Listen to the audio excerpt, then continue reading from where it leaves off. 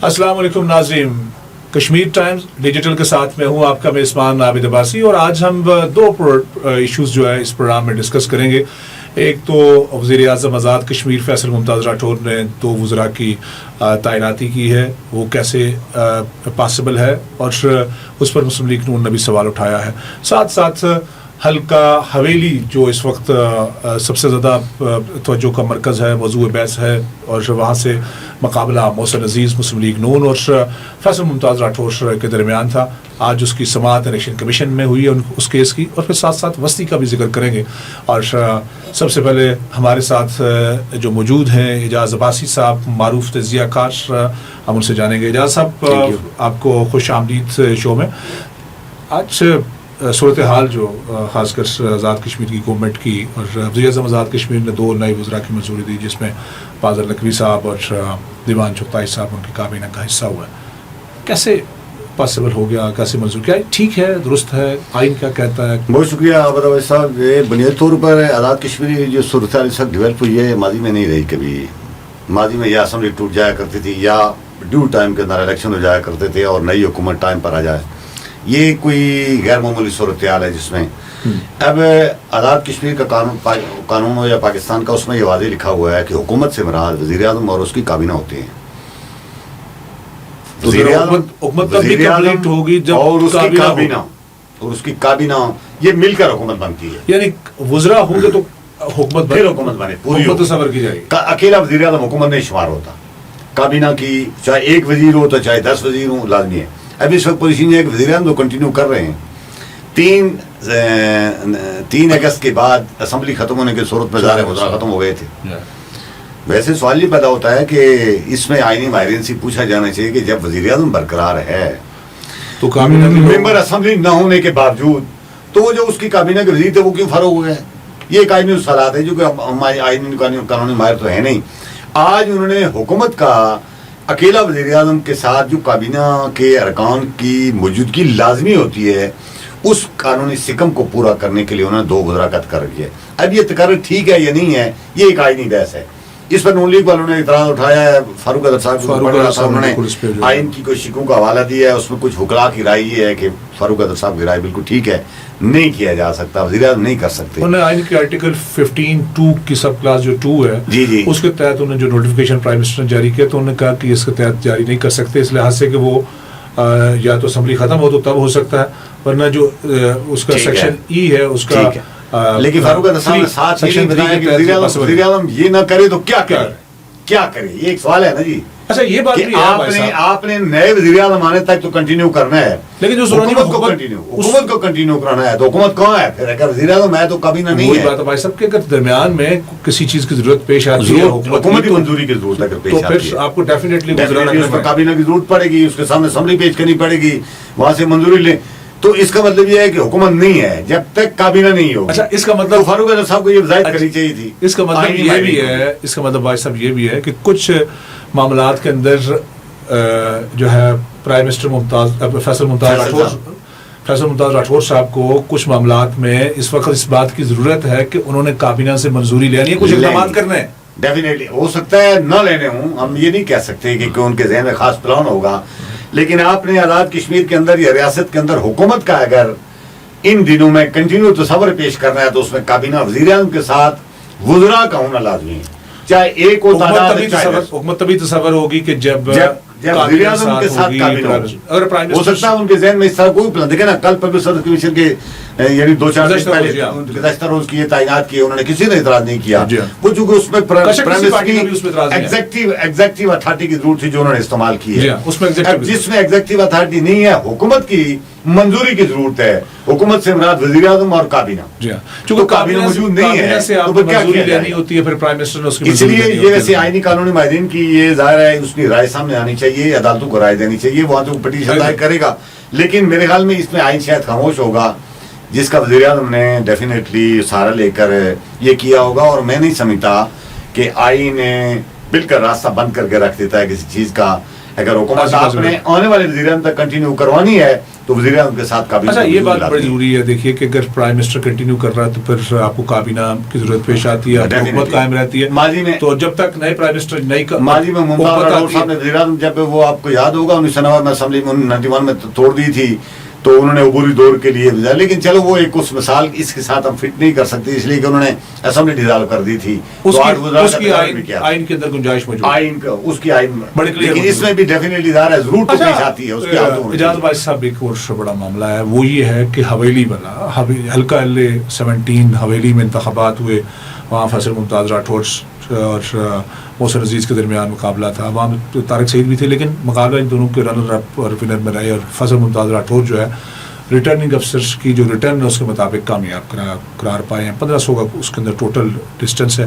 वो फैसल मुमताज़ राठौर के अगेंस्ट मोहसिन अजीज़ election commission में चले गए। आज समाअत हुई है वहाँ पे, और सुना गया है उनने जो है अपने सबूत वहाँ पर पेश किए हैं। तो क्या सूरत हाल आपको नजर आती है वहाँ पर? ये अब सब बुनियादी तौर पर तो वैसे हारने वाले लोग इल्ज़ाम लगाते रहते हैं, लेकिन मैंने वैसे जो स्टडी किया है इस कोटो वाले केस को, पहले मैं भी समझ रहा था कि शायद ऐसे रवायती है सारी, लेकिन जब मैंने आदर शिराजी की रिपोर्ट देखी, जब मैंने मोहसिन अजीज़ साहब की गुफ्तगू देखी, जब फिर वकला की बिल्कुल सोच देखी, और ये बड़ा अजीब गरीब इल्ज़ाम सामने आया है कि प्रिजाइडिंग अफसरों ने अपने पोलिंग स्टेशनों के ऊपर गिनती करके जो रिजल्ट दिए उनकी कापियाँ हवाले की पोलिंग एजेंटों के, और वो आरओ ऑफिस में भिजवाई। आरओ ऑफिस में जब काउंटिंग की गई तो उसके उलट कोई चीज़ सामने आई है।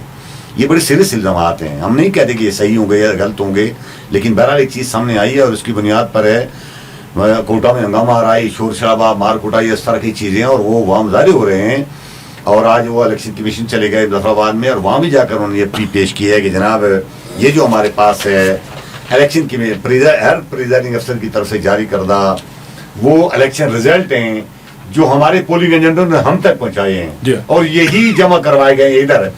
आप वो बक्से खोलें, अगर वो बाहर नहीं निकलते तो हम अपनी गलती तस्लीम करके आपसे माफी मांगे कि पीछे हट जाएंगे।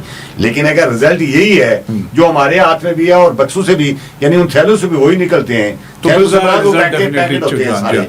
तो फिर हमारा मुतालबा है कि ये रिजल्ट जो किए गए थे वो उसी तरह इलेक्शन कमीशन इसमें तो ये बड़ा सीरियस एक इल्जाम है। मैं समझता हूँ ये चूंकि समाअत हुई है इलेक्शन कमीशन में, और वो आना था अभी शाम तक, मेरे हाल में अभी तक वो नहीं आया रिजल्ट।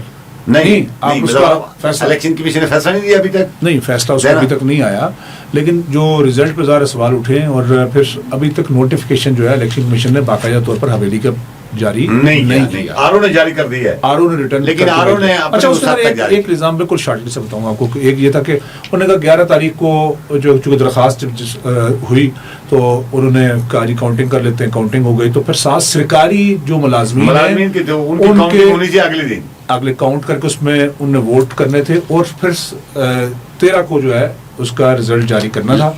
लेकिन वो जो रिजल्ट आया उसमें 11 तारीख लिखी, वो ये कह रहे हैं कि उन्होंने 7 ही 12 को करके तो जारी कर दिया, तो उसमें को 1500 का फर्क है।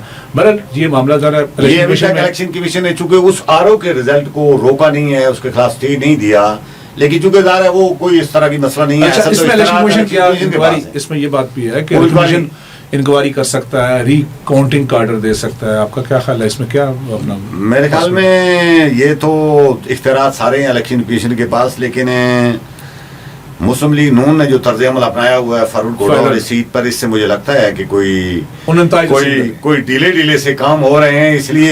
इसलिए लगता ये है कि ना तो वो चीफ इलेक्शन कमीशन स्टे जारी करेंगे और ना कोई फौरी तौर पर एक्शन लेंगे। इसके लिए वो अगली तारीख समाज मुकर्रर कर लेंगे, और फिर कौन जीता है तेरी जुल्फ के सर होने तक लंबा चला जाएगा। ये बहुत अफसोसनाक बात है। हम ये नहीं कहते, फैसल साहब बहुत अच्छे सियासी कारकुन हमारे दोस्त हैं, उन्होंने बड़ी मेहनत की है, उन्होंने बहुत थोड़े अरसे में आज़ाद कश्मीर में पीपल्स पार्टी को कुछ कमज़ोर फैसले भी ज़रूर उन्होंने किए हैं, लेकिन पीपल्स पार्टी को फ़ायदा पहुँचाया है।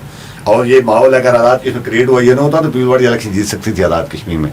लेकिन एक सीरियस इल्ज़ाम सामने आया हुआ है, तो उस पर इलेक्शन कमीशन को मैं समझता हूँ इसका नोटिस दिया जाना चाहिए और मुखालिफ कैंडिडेट को मुतमईन किया जाना चाहिए।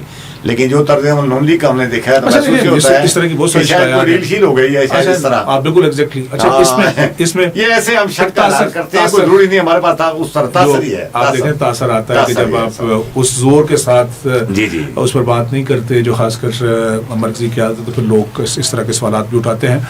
और चूंकि फैसल मुमताज़ राठौर ने वहाँ से जो इलेक्शन बड़ा कांटेदार मुकाबला था, और फिर जी, ये जी, माजी में वो जीतते आए हैं, कोई नई बात नहीं है जी। 2021 में देखें ना इलेक्शन जीते, मुश्किल तरीन हालात में उन्होंने सीट निकाली थी वहाँ से, बार जीत गए थे। और अब की बार भी यही इस लिहाज से कह रहा हूँ कि चूंकि अगर इलेक्शन कमीशन इस पर या तो इस सारी चीज़ को देखने के बाद रिकाउंटिंग का भी ऑर्डर कर सकता है, इंक्वायरी करे तो फिर लंबा चल जाएगा, सामने आ सकता है, इंक्वायरी करे तो लंबा चल सकता है, और फिर ये देखकर भी फैसला कर सकता है कि ये एंटरटेन हो सकती है या नहीं हो सकती। ये भी जो इलेक्शन ये सारे इदारे वो अदालती पावर है ना, इलेक्शन कमीशन के पास है, वो कर सकते हैं। जीतने वाला भी अपनी जगह दावा करता है और हारने वाला भी उस पर जरूर सवाल उठाता है, ये तो चल रहा है। साथ वस्ती बाग का भी एक आपको पता है जो वहाँ सूरत हाल हुई है, वस्ती बाग में जाली वोट जो है वस्ती और शर्की दोनों में, और ख़ासकर वस्ती में आज जो केस की समाअत हुई है मुश्ताक मनाज साहब का इंडियन मुस्लिम लीग नून के, उनके वकील राय सिजाज साहब जो है उन्होंने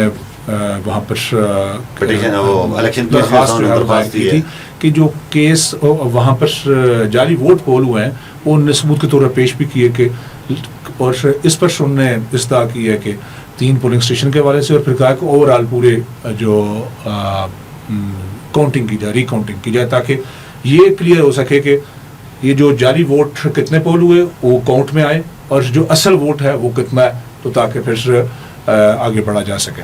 हालांकि इसी हल्के में 9 पोलिंग स्टेशन का इलेक्शन जो है 15 अगस्त को इलेक्शन दोबारा पोलिंग होनी है, दोबारा पोलिंग होनी है। देखिए ना, ये इल्जाम जो मुश्ताक मिनाज साहब ने लगाया है, ये वैसे बिल्कुल एक नया अनोखा इल्जाम है। माजी में ये था ना कि दांदली ठप्पे मारना, जिसका जोर जहां चलता था मुखालिफिन को भगा देना, इस तरह की चीजें पोलिंग स्टेशन से जो है ना अपने ये नई चीजें सामने आई हैं कि बिल्कुल बैलेट पेपर उसी तरह के छपाए गए हैं, बकौल इल्जाम जो उनके वकील ने भी ये बात की है, मुश्ताक मिनाज साहब ने की है, और साथ मीरकपुर साहब ने ये बात की है, और ब्रिगेडियर मोहम्मद खान साहब जो वसीबाग से इलेक्शन लूज कर गए हैं और पीछे हैं, लूज ही समझ लें, ज़ारे पीछे हैं। मुझे उन्हीं की भी यही, उनके मुंह से भी यही इस तरह की चीज़ें सामने आई हैं कि यहाँ जाली पोलिंग की गई है और बैलेट पेपर इस्तेमाल किए गए हैं। अब ये बड़ी अफसोसनाक बात है। अगर ये कल के तक महदूद होती तो हम ये समझते कि ज़ाहिर है शायद इल्ज़ाम तराशी है। यही बात मेरकपुर, तो उन्होंने तो मेरकपुर साहब को मैं देख रहा था प्रेस कॉन्फ्रेंस में, तो ये बैलेट पेपर लहराए हैं, उन्होंने दिखाया है कि ये असल बैलेट पेपरों की तरह बैलेट पेपर, कागज कुछ नोट होता है, नकली नोट होता है इस तरह के, और बहुत सारी जगहों पर पकड़े गए हैं। किसी एक जगह पर तो उन्होंने मीडिया के सामने भी पेश किए हैं, और वो उनकी वीडियो भी चल रही है। किसी प्रेजाइडिंग अफसर ने भी किसी जगह पकड़े हैं और उन सब के ऊपर रिमार्क्स लिखकर उन्होंने काउंट किए, लेकिन रिमार्क्स इस शिकायत को वैसे बड़ा जरूरी एड्रेस होना चाहिए, इसको एड्रेस किया जाना चाहिए। और ये चीज साहब के टेस्ट केस है, इन चीजों की शिकायत होनी चाहिए। और ये जो नए तय इल्जाम सामने आ रहे हैं, ये इनको बिल्कुल नजरअंदाज करना नहीं है, नाइंसाफी होगी। दूसरा जीत हार किसी भी हो सकती है, हम ये नहीं कहते। लोगों के वोट की ताकत है, वो जिसको देके जितवा लें, जिसको देके आप फैसला कर, मतलब वोट का फैसला होना चाहिए। दो एक छोटे छोटे इश्यूज, एक तो ये है कि आपको पता है कि जो हल्का चढ़ोई है वहाँ पे जो यासीन साहब इस पार्टी के जो प्रेसिडेंट है, वो उनका भाई हल्का है, वो इलेक्शन लड़ रहे थे, और उन्होंने अब उनकी वो तीसरे मरहले में, एक तो इलेक्शन, फिर election commission, then supreme court तक पहुँच गए कि इस हल्के के अंदर जो मुखालिफ कैंडिडेट हैं उन्होंने धांधली करके इलेक्शन जो है वो जितवाया, तो जीता तो उनको रोका जाए, उनको हेल्प लेने से। ये बात सुप्रीम कोर्ट में उसकी भी समाअत 30 तारीख जो है, अब 30 तारीख पड़ गई है, 30 तारीख को ये क्लब करके समाअत करनी है। तो एक तो ज़ाहिर वहाँ पर भी इलेक्शन, अब इस धांधली की भरपूर शिकायत है, उसको भी इलेक्शन कमीशन को देखना चाहिए, ताकि वो। तीसरा एक ये कि आप समझते हैं कि पुंछ की नुमाइंदगी के बगैर गवर्नमेंट फार्म हो, फिर वो काबिल कबूल पॉसिबिलिटीज। देखिए, आईनी कानूनी लिहाज से तो मेरे ख्याल में चूँकि इदारा है 80% आज़ाद कश्मीर की सीटों पर इलेक्शन हो गए हैं, कोई रुकावट नहीं है।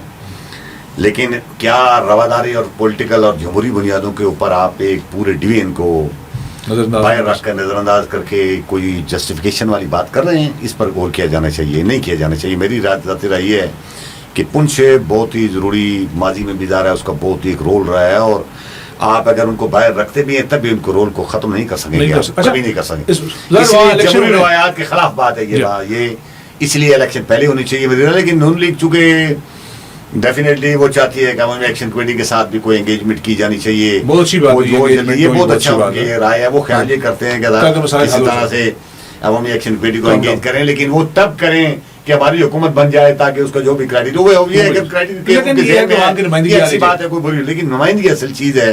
अच्छा भाई साहब, इसमें अंदर एक और बात भी है कि नुमाइंदगी एक तो ये है कि ज़रा इलेक्शन वहाँ पर अगले मरहले में इलेक्शन वहाँ पर होने, वहाँ पर नुमाइंदगी आ जाएगी। तीसरा एक शॉर्टली ये है कि क्या सियासी जमातों को जो अगर फ़र्ज़ करें टिकट भी टेक्नोक्रेट से ख़वातीन के अगर वो जारी करें तो कम अज़ कम उस नुमाइंदगी को वहाँ से ले लें ताकि उनकी नुमाइंदगी असम्बली तक पहुँच सके। ये पॉसिबल हो सकता है? ये तो मेरे हाल में डेफिनेटली करेंगे। इसका नज़रअंदाज करने का वो ज़्यादा नहीं नज़र, वो हम कभी इस पर एक ख़ास प्रोग्राम डिस्कस कर लेते हैं कल किसी वक्त टाइम कि पुंछ को मखसूस सीटों पर ये जो हमारे तीन डिवीजन है ज़ाहिर है इनको नज़रअंदाज नहीं किया, और खासकर पुंछ को बिल्कुल नज़रअंदाज नहीं कर सकते, वो डेफिनेटली करेंगे। लेकिन बेहतरीन बात यह है कि देखिए ना, मखसूस सीटें ख़वातीन की जो 5 हैं, पुंछ में अभी 7 सीटों पर इलेक्शन में बाकी हैं, तो इसका मतलब ये है कि आपको ख़वातीन की एक सीटों पर इलेक्शन रोकने पड़ेंगे। इसलिए कि 85% अगर 82-3% इलेक्शन हुए हैं तो 82-3% असेंबली कैसे 100% ख़वातीन की सीट पर इलेक्शन करवा सकती है, एक सीट को रोकना पड़ेगा। लेकिन मैं समझता हूँ कि बेहतरीन रास्ता ये है कि अवामी एक्शन कमेटी के साथ एंगेजमेंट की जाए, उसके लिए कोई रास्ता निकाला जाए, और इम्कानात कुछ बढ़ रहे हैं, इतलात भी इस तरह की आ रही है, कुछ हो रही है, बढ़ रही है। और बेहतरीन रास्ता ये है कि इनके साथ पहले एंगेजमेंट करके इनको घर भेजा जाए, इलेक्शन करवाए जाए, और पूरा एक इलेक्टोरल कॉलेज मुकम्मल करने के बाद आईनी कानून जो कर सकते हैं सरकार पूरी हो जाएंगे तो हुकूमत बना लेंगे। लेकिन बेहतरीन रास्ता ये है कि एक बड़ी जमहूरी रवादारी है और उसको नजरअंदाज नहीं किया जाने। बाकी आईनी कानून को मसला। बहुत शुक्रिया इजाज साहब, भरपूर अंदाज से तजिया दे रहे थे। और नाज़रीन, हम जो आज़ाद कश्मीर से मसाइल जुड़े हुए हैं और रोज़मर्रा के वो खासकर मसाइल जो कौमी सतह के हैं उसको हम कश्मीर टाइम्स डिजिटल में डिस्कस करते हैं। और ये चूँकि स्पेशल ट्रांसमिशन का सिलसिला जारी है इलेक्शन आज़ाद कश्मीर में जो जारी इलेक्शन है उस हवाले से, मुझे अपने मेज़बान आबिद अब्बासी को दीजिए इजाज़त। हमसे जुड़े रहिए, नए प्रोग्राम के साथ आपके पास हाज़िर होंगे।